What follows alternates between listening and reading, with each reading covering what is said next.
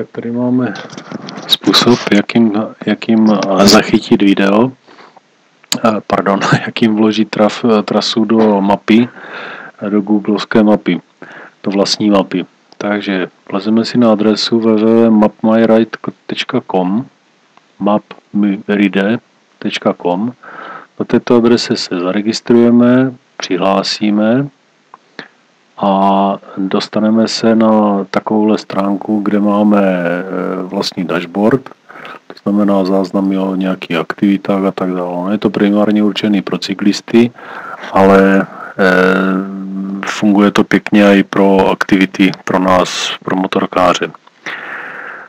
Takže tady jsou vidět poslední cesty, které jsem vytvářel. Můžu si zobrazit všechny, které jsem vytvářel, takže mi to načte všechny mapy, které jsem už vyráběl. Takže mám tady všechno možný. No a můžu přikročit k tomu, že teda vytvořím novou cestu. To znamená, na té stránce tam bylo make route, takže jakmile dám make route, otevře se mě mapa a v té mapě můžu vytvářet cestu. Zpravidla se ta mapa zobrazí někde do nějakého místa, kde ono odhaduje, že pravděpodobně se nacházím. Tak v první řadě si musím nastavit, co vlastně, respektive ta výchozí lokace se dá nastavit tady vlevo nahoře. Takže v mapě si nastavím nejdřív, že budu vytvářet motoristickou trasu. Nastavím si, že chci zobrazovat ten distance marker, který tam stejně, i když to vypnete, tak se bude zobrazovat.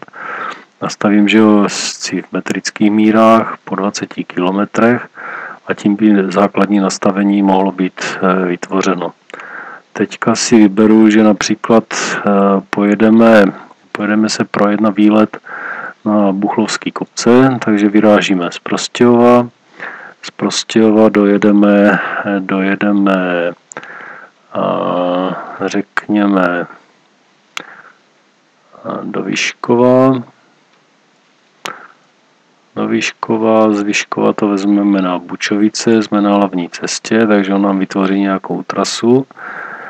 Kolečkem normálně zarlujeme a z toho Vyškova, který máme tam bokem, to vezmeme přes Buchlovice. Dejme tomu, že jsme se zastavili tady u Trempa na kafe. Přijedeme do Buchlovic a chceme jít na Velehrad.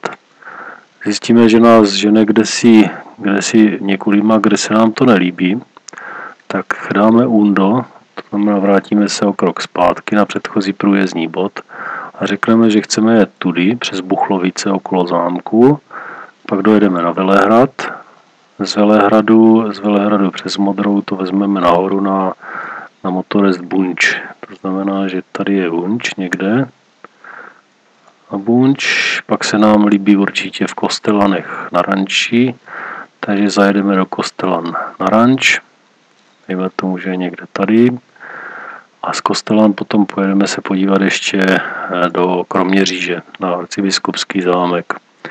Takže buchneme to semka někam do centra na náměstí a potom řekneme, že pojedeme dejme tomu zpátky do Prostějova. Takže v Prostějově bude cíl. Jo. Ona žene ale tady touhle cestou, takže zase zkusíme si upravit tu cestu, dáme undo a řekneme, že to chceme vzít třeba ještě přes Tovačovské rybníky, to znamená, chceme jít na Chropíň, z Chropíně na Troubky a z Troubek přes Tovačov, už nás to určitě pustí do Prostějova. Tady je krásný sezení, po rovných silnicích, takže máme okruh. Jak nám ukazují značky, tak bude mít nějakých 140, skoro 150 km. Tady vidíme nahoře, vidíme, že to má opravdu 148 km. No a teďka musíme tu trasu akorát uložit, takže si ji nějak pomenujeme. Prostějov, Buchlov, Kroměříž. Tak. Musíme vybrat, že to bude aktivita bike ride a tu cestu uložíme. Cesta se nám uloží do seznamu do těch cest, které máme naplánované tady uvnitř na tom účtu, na tom Map My Ride. Můžeme hned zase plánovat další cestu nebo jiné aktivity, ale nás zajímá tahle cesta a chceme tu cestu exportovat. Takže dáme Export this road. Já mám radši formát KML, takže Keyhole Markup Language. Tady vidíme dole, že se nám to uložilo a ta cesta je uložená. Teďka můžeme tenhle web opustit, tady už jsme udělali to, co jsme potřebovali. Vlezeme si do svojí připravené mapy a v té mapě chceme importovat tu trasu. Podstatné je to, že import se dá dělat pouze v nové vrstvě, to znamená, musíme kliknout přidat vrstvu, bacha na to, že vrstev je jenom omezené množství, mám pocit, že 10, takže import, jo, tady vidíte, importuje data z CSV, tabulky nebo souboru KML. Takže dáme soubor, vybrat, dáme si vybrat ten soubor, který jsme měli naposledy, to znamená tady tenhle. Tohle je ta naše trasa, kterou jsme naplánovali. Vybereme, ona se nahrává. Vidíte, že se to tady načítá. Za chviličku, jakmile se to načte na Google a Google to nějak zpracuje, tak se nám ta trasa objeví v mapě.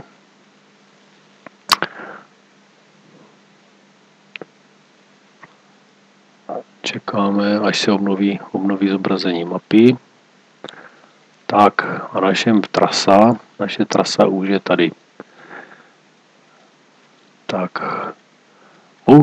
bohužel je to tak, že ta trasa se přepne do mílového měřítka, to je jedna věc, a za druhý se tam nasází všechny, a když jsme měli vypnutý ty markupy.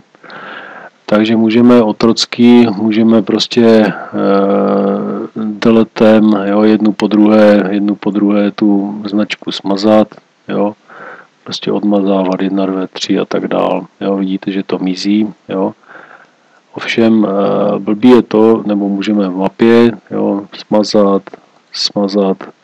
Budeme se s tím zbytečně trápit. Takže jednodušší je, když jednoduše označím si tu trasu, to znamená tu červenou linku, tu si označím, a tu linku přesunu do té vrstvy, která se mně nějakým způsobem líbí. Tak třeba pro názornost vezmu, vidíte ten křížek, tak ještě raz chytnu, přesunu to i s tím křížkem třeba do vrstvy srazy. Nejde to proto, že musím mít tu vrstvu aktivní, takže ještě raz na aktivní vrstvy, no tak. Jo, mám to v aktivní vrstvě, šup, je to tam. Tím pádem můžu tu vrstvu, v které zůstaly už jenom ty puntíky, jo, když si to vypnu, tak vidím, že to jsou jenom puntíky, bez ničeho, tak tu vrstvu můžu prostě smazat. Jo, ty puntíky jsou mě k ničemu, jsou pryč. Jo. Podívám se znovu do té vrstvy srazy, jo, a mám krásně celou tu trasu zobrazenou. A když si na tu trasu najedu, kliknu na ní, tak vidím, že trasa má 148 km, Búchlov Kroměříž, můžu si tu trasu upravit, jo. A můžu tady dát nějaký popis, například napíšu, že to má 148,06 km, list na té lesy a nám to uložit. A stejně tak, jak se mně nelíbí ta mapa, že je červená, tak si nelíbí se mně, že je červená mapa a že chci třeba filajovou trasu. Jo? A tím pádem je vytvoření a vložení do mapy je ukončeno. Tím pádem, jak jste viděli, nebo jak je vidět v té mojí mapce, kde jsem plánoval ty Dolomity, dám jednu trasu, jeden okruh třeba, nebo trasu od někud někam a zároveň do toho zadávám body, které jsou po cestě.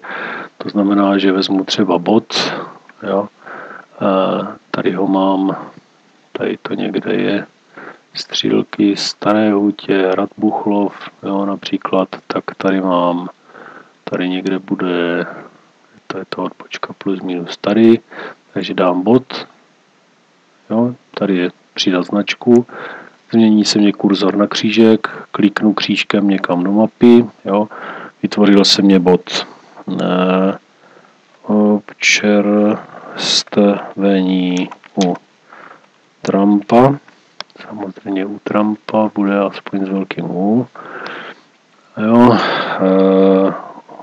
oblíbené místo na srazy, mám uložit. Zůstala mi tam kapková značka, ta se nám moc nelíbí, tak si tu značku změníme, bude třeba čevrena a bude tam, že tam je třeba možnost se najíst, protože si u něho můžeme dát i klobásu, že jo. Tak a tím pádem místo máme vložené. Zase můžeme značku můžeme kamkoliv přesunout, jo. To znamená buffnu značku a přesunu třeba do jiné vrstvy a tak dále, pokud tu vrstvu mám zapnutou. Jo, takže když si dám třeba jíst, spát nebo obojí, jo, tak vidíte, že tady třeba Trump už je pravděpodobně přidaný, tak jsme se skoro trefili. Jo. Vezmu značku, přesunu, jo, prostě cokoliv s tím můžu dělat. Jo. Nevýhoda je v tom, že ta trasa se nedá v té mapě upravovat, to znamená, že buď to trasu vložím tak, jak ji mám, nebo tu trasu smažu a vytvořím si v tom Map My Ride, vytvořím si trasu novou. Ani tady, aspoň jsem na to nepřišel zatím, jak nejde ta trasa upravovat. Jo?